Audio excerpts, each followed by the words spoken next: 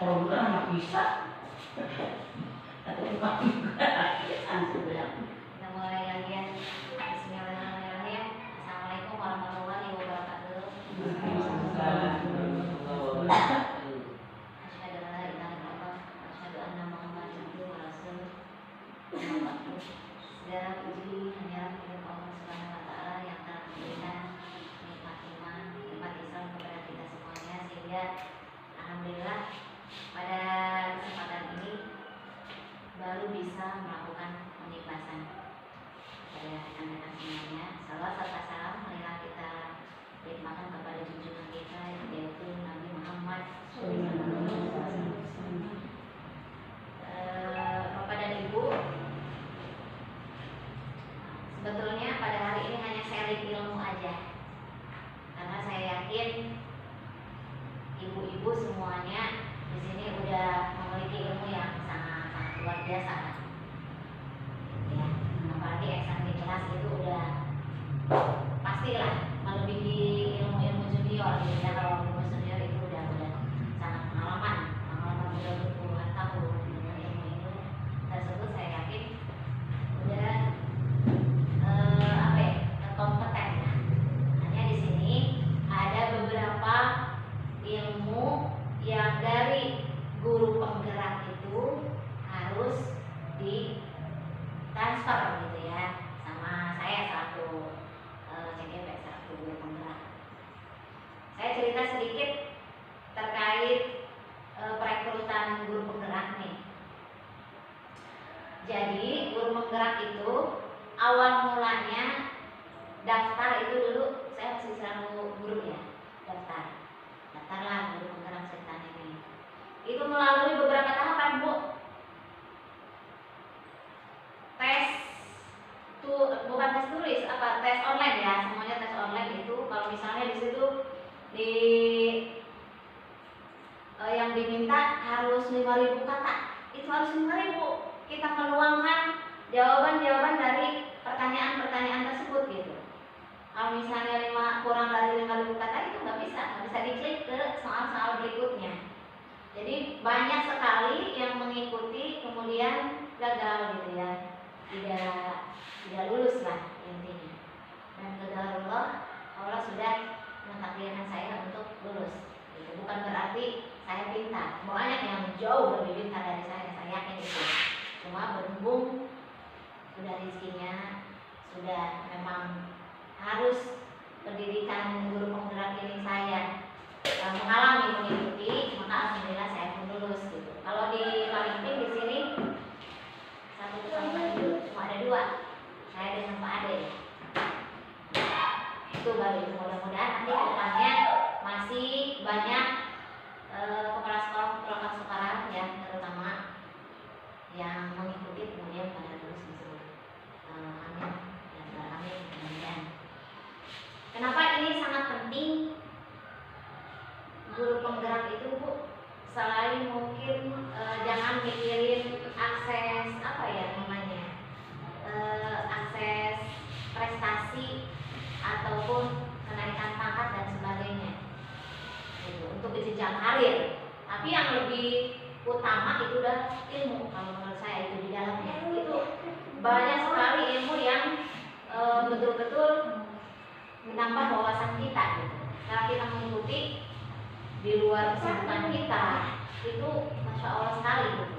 Cuma memang dipacu dengan waktu gitu. Kadang waktu saya aja gitu ya, pas dilihat jadwal, ya Allah udah lupa lagi, harus upload lagi gitu ya. Tapi memang ini membina kita diri sendiri untuk mendisiplinkan waktu gitu.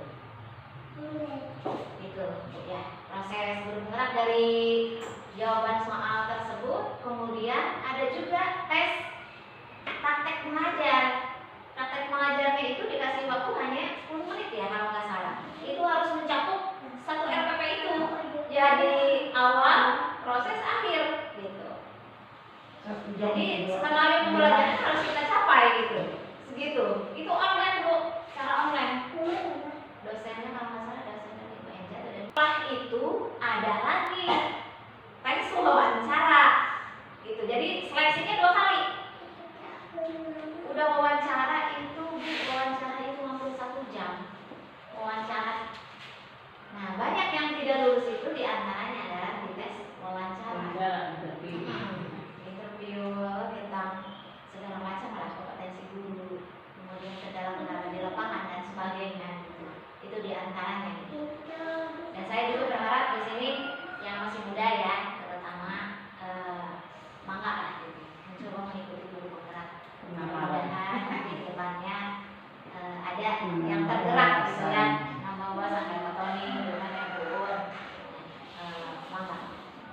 Nanti kalau ada apa-apa kan, nih saya ini udah mengalami, jadi bisa sharing juga. Iya. Baik. Untuk selanjutnya Pengamalan. ada beberapa modul yang sekarang yang saya lalui itu adalah modul 2. Jadi ini terdiri dari lokakarya itu sampai 7 lokakarya. Yang sudah dilalui itu lokakarya 2. Nah, yang kemarin kesini itu adalah praktik pengajar, namanya Pak Firdaus. Kalau Pak Fasil, saya adalah namanya Pak Widotomo, yang subhanallah masih muda tapi ilmunya luar biasa gitu. Banyak Pak yang bisa kita ambil ilmu dari beliau-beliau. Kita kesini aja ke materi. Apa aja sih yang sudah dipelajari? Di antaranya ini adalah ini.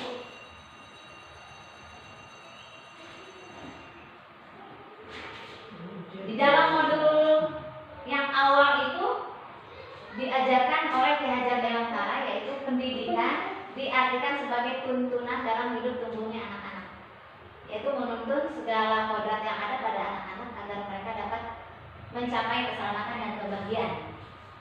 Gitu. Kebahagiaan yang setinggi-tingginya baik sebagai manusia maupun sebagai anggota masyarakat. Jadi kita selaku guru itu menuntun gitu ya Bu ya, harusnya sesuai kodratnya. Ada kodrat alam dan juga kodrat zaman. Nah, siswa di sini, kita selaku guru di sini apa ya, selayaknya kita menjadi fasilitator, menghampa pada siswa gitu. Itu yang diinginkan oleh Ki Hajar Dewantara itu seperti itu. Jadi kita menuntun dan menghampa kepada murid sehingga murid tersebut memang mengenyam pendidikan di sini itu puncaknya adalah kebahagiaan.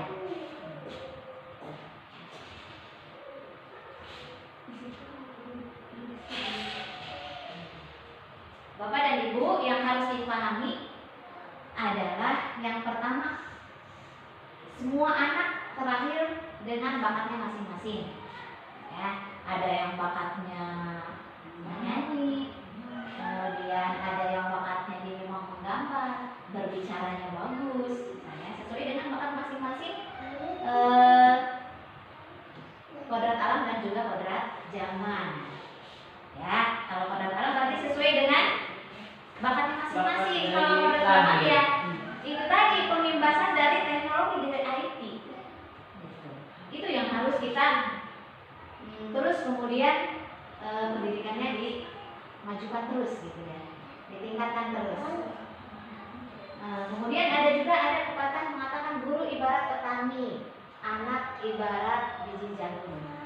Ya, jadi kalau guru itu ibarat petani yang menyebarkan benih-benih jagung. Kalau kita memberikan benih-benihnya yang bagus, maka akan tumbuh juga dengan bagus. Seperti itu. Kemudian menuntun bakat anak agar tumbuh dengan selamat dan bahagia. Jadi tadi tujuan utama menurut Ki Hajar Dewantara itu adalah si anak tersebut hadirnya kebahagiaan. Ya.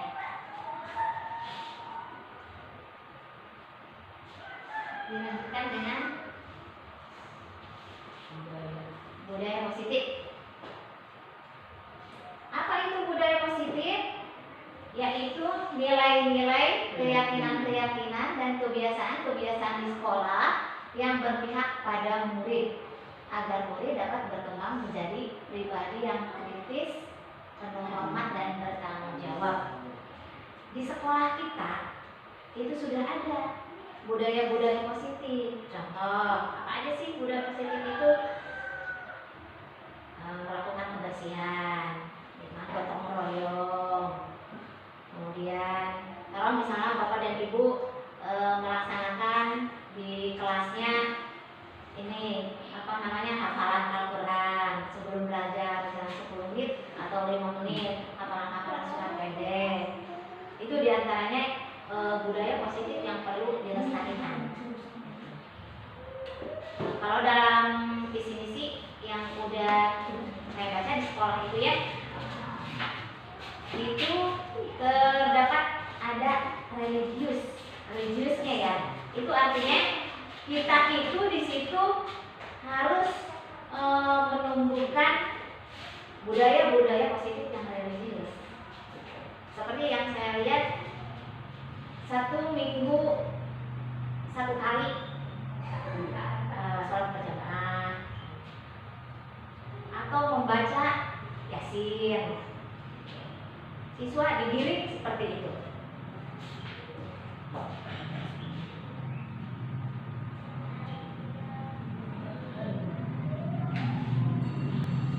Nah, di sini ada perubahan paradigma.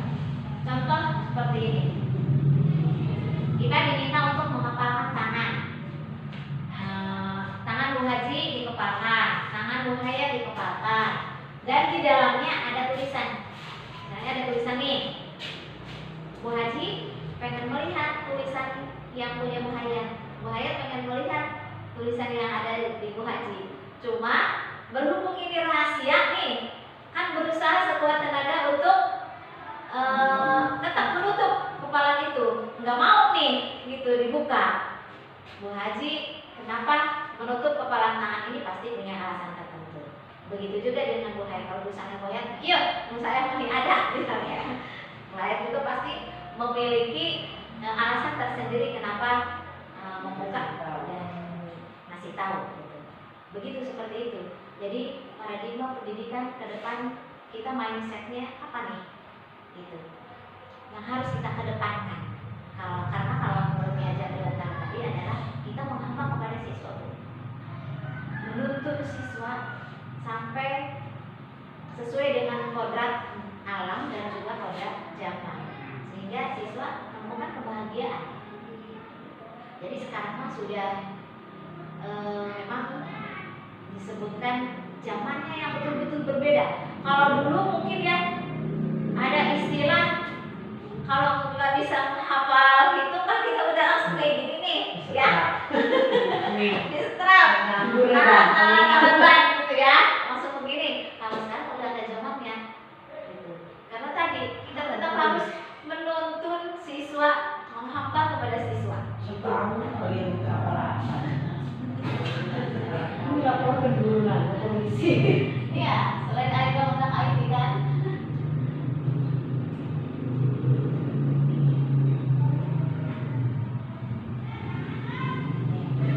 Bagaimana cara melakukan perubahan paradigma tersebut? Yaitu diantaranya dalam membangun budaya positif, sekolah dapat menyediakan lingkungan yang positif, aman dan nyaman, agar siswa mampu berpikir, bertindak dan mencipta dengan merdeka, mandiri dan bertanggung jawab. Dan umumnya disiplin sangat berkaitan dengan kontrol terhadap siswa. Yaitu tadi tentang kedisiplinan, ya, kedisiplinan siswa. Kalau di sekolah SD saya rasa siswa itu disiplin ya, gitu. Karena guru-gurunya juga disiplin, gitu kan. Kalau kita lihat feedback ke sekolah-sekolah yang lebih lanjut, taruh SMA misalnya, kan suka ada aja yang sayangan kan.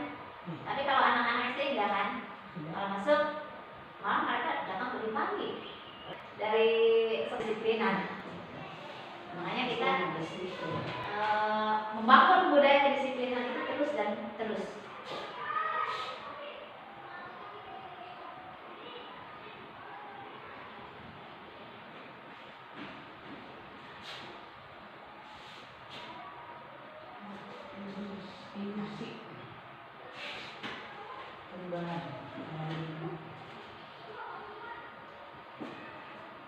Perubahan paradigma kontrol, ilusi kontrol ya, ilusi kontrol guru.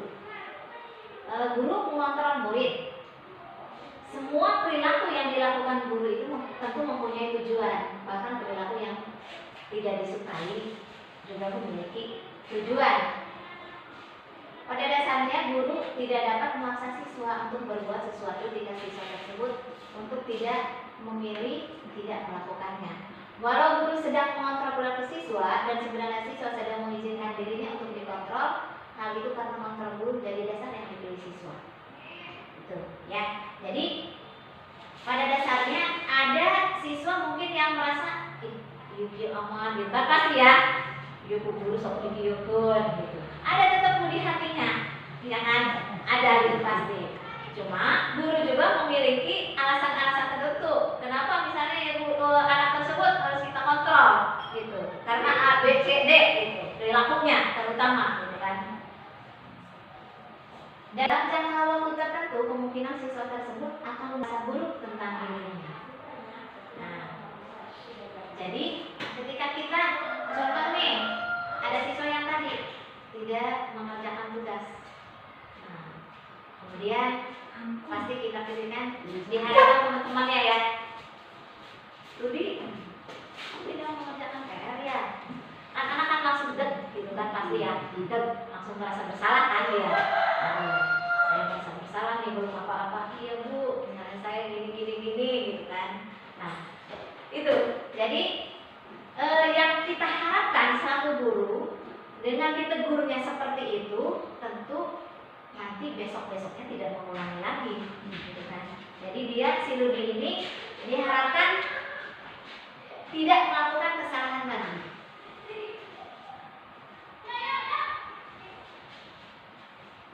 Sementara menurut Stephen, jika ingin membuat kemajuan perlahan ubahlah sikap atau perilaku Anda. Tapi jika ingin memperbaiki cara-cara utama kita, maka kita perlu mengubah kerangka acuan kita. Ubahlah cara Anda melihat dunia ya. Dunia, ubahlah cara Anda berpikir tentang manusia. Ubahlah paradigma Anda, sektor pemahaman dan penjelasan aspek-aspek tertentu tentang kenyataan. Intinya kita perlu menegur anak itu dengan halus dan lembut. Jadi kita nggak bisa asalan misalnya. Si Iyunnya dikontrol gitu. Jauh mana? Modal dan sebagainya gitu. Jadi dengan spontanitas anak tersebut ada perasaan bersalah bu, sehingga merasa gagal menjadi diri sendirinya. Dan akhirnya membandingkan kan biasanya si anak saya ini cerdas, ini saya mas. Jadi anak yang gagal udah down dia kan. Sekarang aku kurang keras sedikit dulu, jangan galak-galak.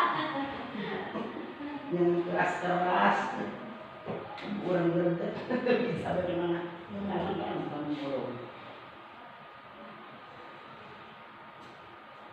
Di sini ada stimulus respon dan juga teori kontrol. Contoh yang stimulus respon seperti apa? Kita mencoba mengubah orang agar berpandangan sama dengan kita. Ya, itu stimulus respon. Sementara yang diinginkan oleh teori kontrol itu adalah kita berusaha memahami pandangan orang tentang dunia. Kemudian contohnya lagi, perilaku buruk dilihat sebagai suatu kesalahan. Ya, perilaku buruk pasti dinilainya sebagai suatu kesalahan. Menurut teori kontrol, semua perilaku termasuk perilaku kesalahan pasti memiliki tujuan. Kemudian orang lain bisa mengontrol saya. Menurut teori kontrol, Anda tidak bisa mengontrol orang lain. Saya bisa mengontrol orang lain, tetap kata teori kontrol Anda tidak bisa mengontrol orang lain. Pemaksaan ada saat bujukan gagal. Nah, yang diharapkan di sini adalah teori kontrol itu adalah adanya kolaborasi dan konsensus menciptakan pilihan-pilihan baru. Model berpikir menang atau kalah, model berpikir menang. Harus terang.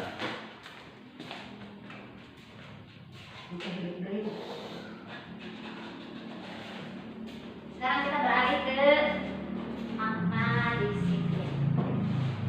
Apa sih itu disiplin? Disiplin itu berasal dari bahasa Latin disiplina yang artinya belajar.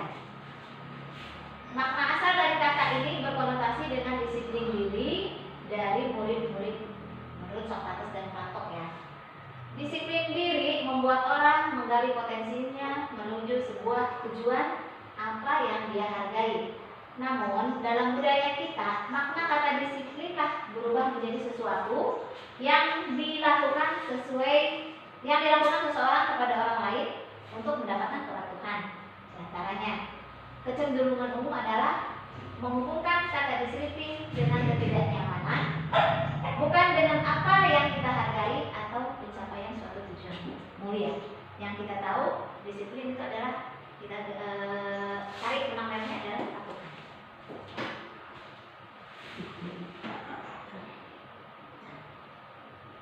Kata disiplin sering dikaitkan dengan tata tertib, teratur, dan kepatuhan pada peraturan. Kata disiplin juga sering dihubungkan dengan hukuman, padahal itu sungguh berbeda dengan belajar. Dengan disiplin tidak harus memberi hukuman. Justru itu adalah salah satu alternatif terakhir dan kalau perlu tidak digunakan sama sekali. Jadi disiplin di sini adalah belajar, bukan berarti hukuman.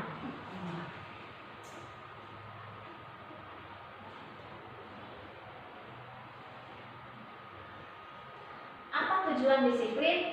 Tujuan dari disiplin positif adalah untuk menanamkan motivasi kepada semua siswa kita agar mereka menjadi orang yang mereka inginkan dan menghargai diri sendiri dengan nilai-nilai yang mereka percaya. Motivasi ini berasal dari diri siswa sehingga akan berdampak jangka panjang dan tidak akan terpengaruh dengan adanya hukuman atau hadiah. Jadi yang diharapkan di sini disiplin itu adalah kesadaran dari diri internal, gitu. Sehingga dengan adanya kesadaran internal ini diharapkannya itu berkepanjangan dan diharapkan tidak ada hukuman. Biasanya kan kalau siswa nih menginginkannya selalu ada patuh, ada seorang siswa yang ketika patuh karena ada hadiah. Ayo, siapa yang dapat nilai 100 pasti ibu kasih hadiah nih. Kasih hadiah nih misalnya meskipun hanya ciki misalkan.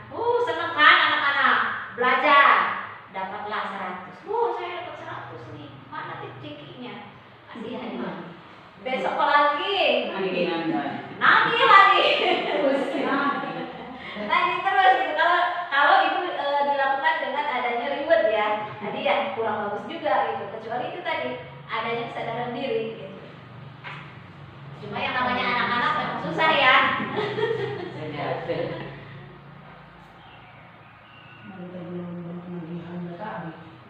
Kemudian motivasi perilaku manusia. Terdapat 3 motivasi perilaku manusia menurut Diana Gerson, yaitu untuk menghindari ketidaknyamanan atau hukuman. Seseorang berperilaku untuk menghindari permasalahan yang mungkin muncul dan berpengaruh kepada mereka secara fisik atau psikologis. Yang kedua, untuk mendapatkan imbalan, mendapatkan imbalan atau penghargaan dari orang lain. Seseorang berperilaku untuk mendapat pujian, hadiah atau imbalan dari orang lain yang menurut mereka penting dan mereka letakkan dalam dunia berkelas untuk menjadi orang yang mereka inginkan dan menghargai diri sendiri dengan nilai-nilai yang mereka percaya. Motivasi ini akan membuat orang mempunyai disiplin positif karena motivasinya bersifat internal. Nah, jadi yang tadi siswa akan disiplin karena sering dihukum. Yuk misalnya bagian Bu Haji misalnya ya ke kelas. Jadi anak-anak udah pada tuh, ayo mandi, ayo orang fisik terap, jadi udah takut keluar kan. Nah, karena ada hukuman, takut. Akhirnya mereka disiplin. Ada juga yang ogah-ogahan. Ada yang merasa patuh ketika mendapat reward itu, mendapat penghargaan, mendapat imbalan. Nah, kenapa? Ini nilainya misalnya turun aja. Terus kenapa kamu tidak mendengarkan, menyimak ibu, misalnya ketika ibu menjelaskan materi, kamu malah tidur dan sebagainya. Nah, biasalah bla bla bla bla. Besoknya nih dikasih uang jajan, dicoba nih. Besok curi hak misalnya. ada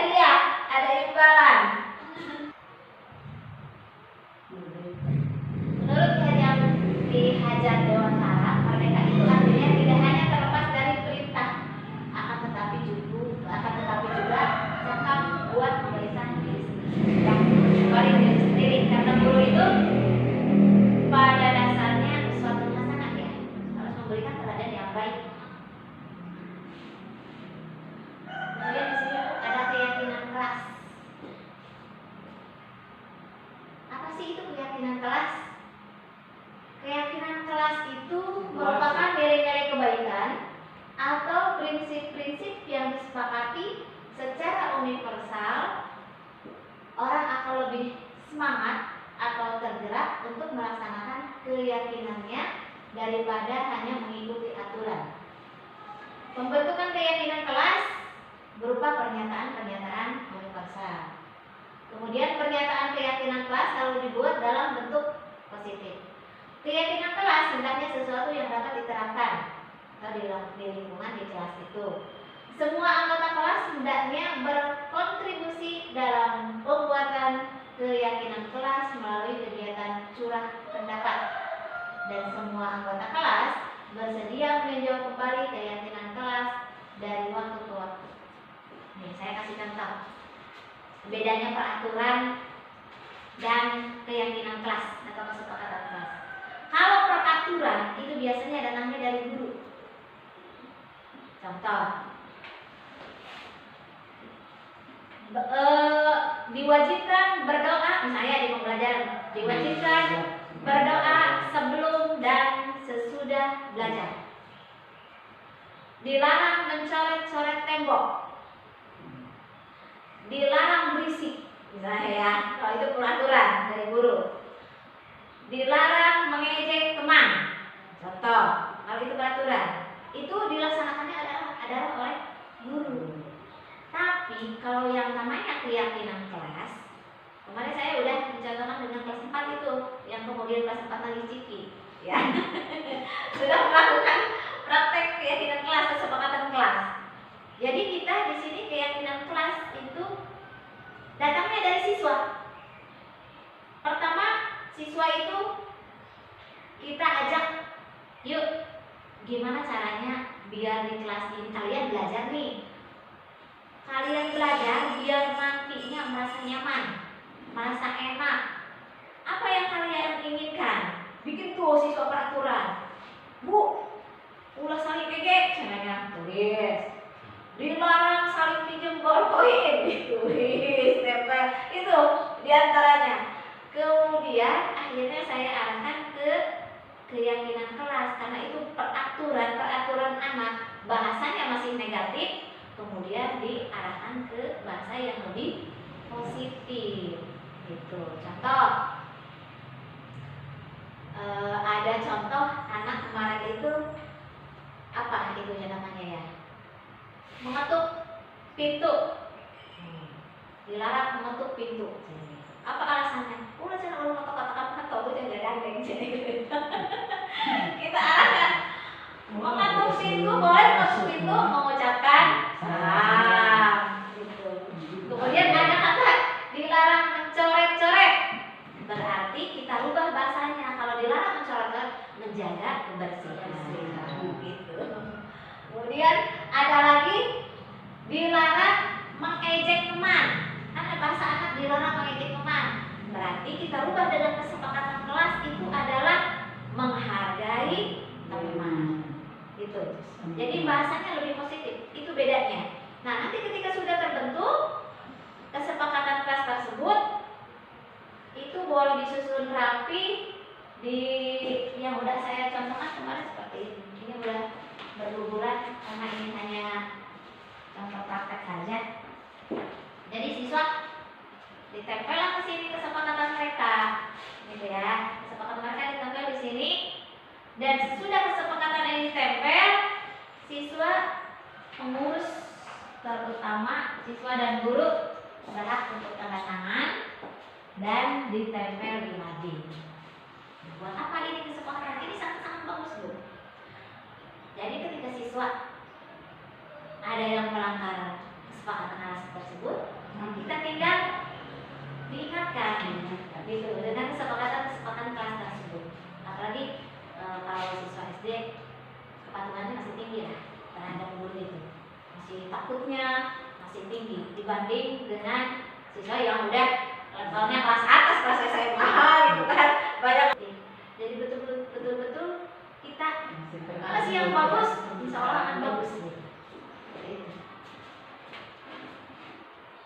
Tadi langkah-langkah pembentukan keyakinan kelas ya, sudah saya contohkan, cuma saya bacakan lagi di sini. Yang pertama, memberikan kesepakatan kepada semua siswa untuk berpendapat tentang peraturan yang perlu disepakati di kelas. Ya. Kemudian mencatat semua masukan siswa di whiteboard sehingga mereka dapat melihatnya. Nah, kemudian menyusun keyakinan kelas sesuai prosedur pembentukan keyakinan kelas, mengubah kalimat negatif menjadi kalimat positif. Nah, tadi udah saya contohkan, di sini juga ada lagi. Contohnya jangan berlari di kelas, dirubah menjadi berjalanlah di kelas. Kemudian meninjau kembali daftar pendapat yang telah dicatat, kemudian mengajak siswa untuk mencari nilai-nilai kebajikan. Contoh, berjalan di kelas, mendengarkan guru, nilai kebajikan saling menghormati. Nah, setelah itu meninjau ulang kembali keyakinan kelas secara bersama-sama. Dan setelah keyakinan kelas selesai dibuat, maka semua anggota kelas meninjau ulang dan menandatanganinya, yaitu guru dan siswa. Itu keyakinan kelas ditempel di dinding. Tuh. Nanti bisa ibu praktekkan ke anak-anak. Nih, contoh konkretnya. Perbedaan peraturan dan keyakinan. Tadi ya Bu ya, kalau peraturan itu datang dari kita, bukan dari anak-anak biasanya. Nah, peraturannya yang dilarang mencolek-colek meja dan bangku. Nah, kita rubah. Keyakinan yang sedikit menjaga kebersihan meja dan bangku. Dilarang berkelahi, kita ubah menjadi saling menghormati. Contoh banyak sekali.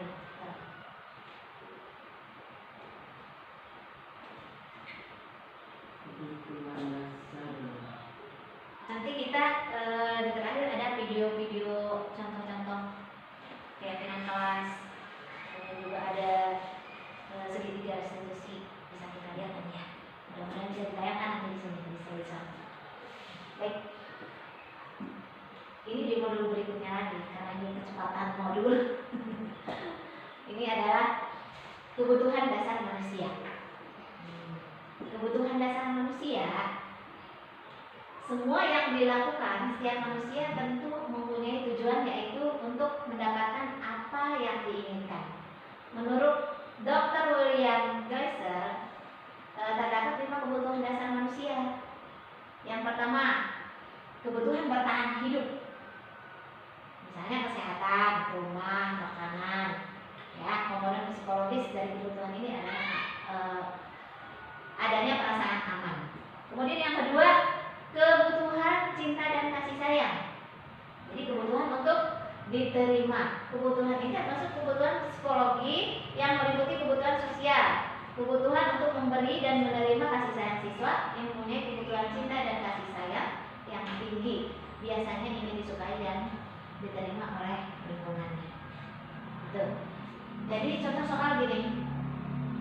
Ada siswa yang di kelas mencuri, misal ya, mencuri makanan temannya. Siswa yang mencuri makanan itu pasti punya alasan, Bu, punya tujuan. Karena apa? Iya kan? Nah, kalau kita teliti berarti kebutuhan dasar siswa tersebut yang mencuri makanan temannya kebutuhan bertahan hidup, Bu. Karena laparnya ya, ambil aja makanan punya temannya dimakan gitu. Itu diantaranya. Kemudian ada kebutuhan cinta dan kasih sayang. Nah, ini biasanya kebutuhan adanya perlakuan untuk apa ya? Untuk diterima lah, untuk diberikan kasih sayang. Biasanya perhatiannya pengen double. Contoh anak-anak yang broken home ya cerai misalkan. Kadang suka ada aja kan, misalnya yang yatim ya, masuk beda lah gitu ya di kelas itu. Karena apa itu? Karena dia pengen kasih sayang, pengen perhatian dari guru. Itu intinya, tujuannya. Karena kurang perhatian di rumah, misalnya ibu bapaknya nggak ada, di pasar sibuk jualan, biasanya seperti itu. Kemudian tadi yang tidak apa ya? Kebutuhan penguasaan, kebutuhan pengakuan atas kemampuan pengakuan akan prestasi, dan siswa mempunyai kebutuhan pengakuan yang tinggi biasanya akan selalu ingin menjadi pemimpin. Di antara siswa kita pasti ada yang seperti ini. ya kan? Ada yang selalu ingin menjadi pemimpin, ada yang wow gitu kan. Apalagi sekarang kan zamannya circle-circlean, geng kayak. Misalnya si ini mah pengen jadi pemimpin aja.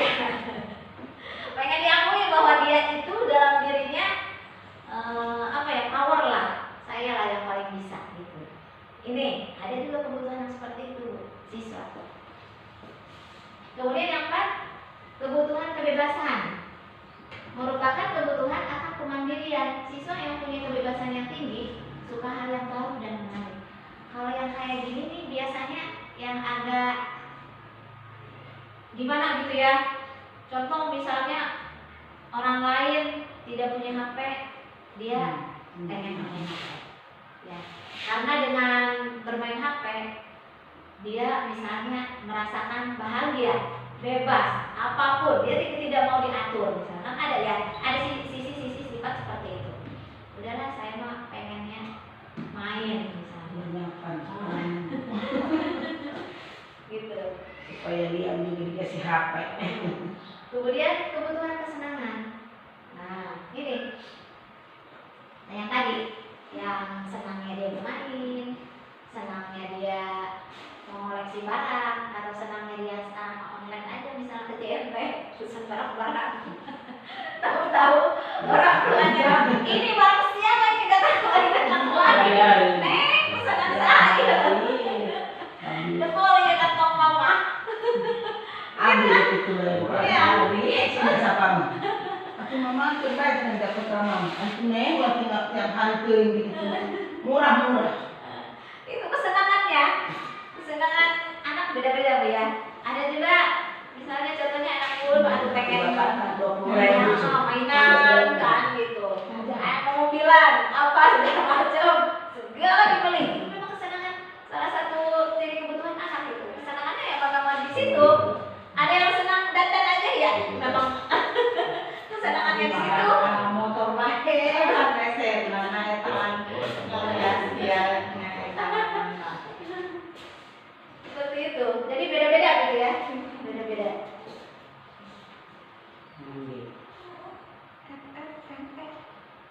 Tadi ya 5 dasar kebutuhan.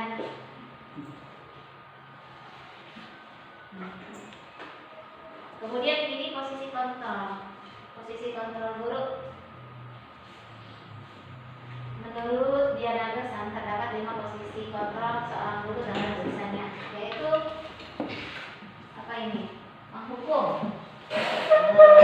Ada guru yang melakukan sebagai penghukum, kemudian pembuat merasa bersalah.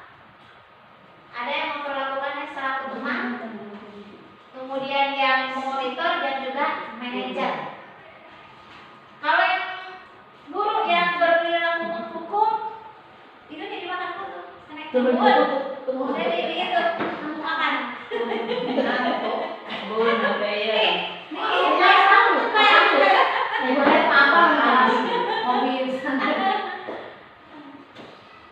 Apa tadi? Penghukum. Contoh, ada anak misalnya, awas kamu kalau tidak patuh dengan aturan ibu. Nah, ini penghukum namanya ya, ada kalimat-kalimat seperti itu. Kemudian ada juga misalnya pembuat merasa bersalah, dia bahasanya lembut, tapi merasakan hati anak deg gitu ya. Contoh kalimatnya biasanya, ibu sangat kecewa sama kamu, gitu kan? Berapa kali ibu harus memberitahu kamu? Nah, itu kan lembut bahasanya ya, tapi ke anak langsung merasa bersalah, merasa guru saya ini sudah dikecewakan. Kalau penghukum tadi langsung ada sedikit contoh penghukum, bisa juga dia dihukum secara fisik. Misalnya kamu keliling lapangan nih 10 kali lari, misalnya pukul dan sebagainya, itu hukuman. Kemudian kalau selaku teman, dalam posisi ini guru tidak menyakiti murid, tetapi akan selalu berusaha mengontrol posisi ini bisa berdampak negatif dan juga positif. Dan positif berupa hubungan yang baik antara guru dan siswa.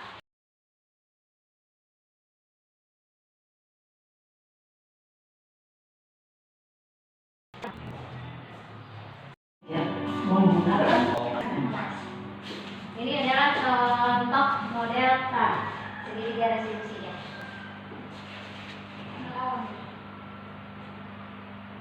Siang Sarah, Siang Pak. sudah lama nggak ketemu Sarah? Kenapa hadir ada di sini? Kesel Pak, kesel banget. Masa aku dikatain tukang fitnah Pak? Ya aku marah lah. Aku balik katain Eka di depan kelas. Kesel banget. Oh begitu. Ya pasti kamu marah berkesan. Bapak juga akan marah apabila ada yang menuduh Bapak seperti itu. Kemudian pada saat itu kamu mau melakukan apa? Ya saya langsung ngatain Eka lah Pak. Kesel banget. Saya bentak-bentak dia di depan teman-teman lain. Oh begitu. Pasti kamu melakukan seperti itu karena suatu alasan tertentu kan? Iyalah, masa saya diam saja Pak? Ya saya bela diri lah. Masa saya dituduh tukang fitnah? Ya wajar lah. Mempertahankan harga diri itu sesuatu yang penting buat kamu. Untung kamu tidak bertindak lebih gegabah lagi. Hanya membentak-bentak. Iya Pak. Tuh, mulai Sebelum turun saya masih sabar dan hanya meminta saja. Sudah gemes padahal. Saya pasti bela diri lah. Ya pasti ya. Tapi kamu memilih untuk tetap bertahan dan bersabar. Kamu memilih untuk tidak berbuat lebih parah lagi, kan? Iya. Nah, sekarang coba kita lihat lagi. Tindakan kamu yang bentak-bentak Eka di kelas. Tindakan kamu itu kira-kira sesuai dengan keyakinan kelas atau prinsip kamu tidak? Enggak lah Pak. Capek Pak jadi pemarah. Jadi keyakinan atau prinsip mana yang kurang sesuai dengan keinginan kamu? Ya, saya sebenarnya sangat menghargai orang lain. Mungkin saat itu saya menjadi emosi, jadi tidak menunjukkan sikap itu. Kamu meyakini tidak?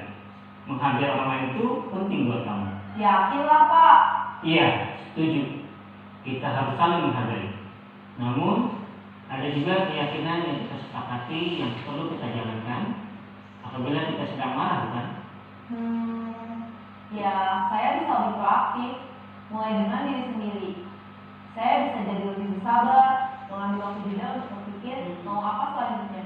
Kira-kira kamu bersedia memperbaiki masalah ini tidak? Bersedia Pak. Kalau kamu memperbaiki masalah ini, kamu akan menjadi orang seperti apa? Saya akan menjadi orang yang bertanggung jawab kali ya Pak. Dan senantiasa proaktif. Iya, menurut kamu bagaimana? bertahan hidup, makanya dia nyuri kan lapar kan gitu. Tapi bukan berarti kita mendiamkan, harus dipanggil gitu anak yang mencuri ini ya, ditanya, dilakukanlah segitiga.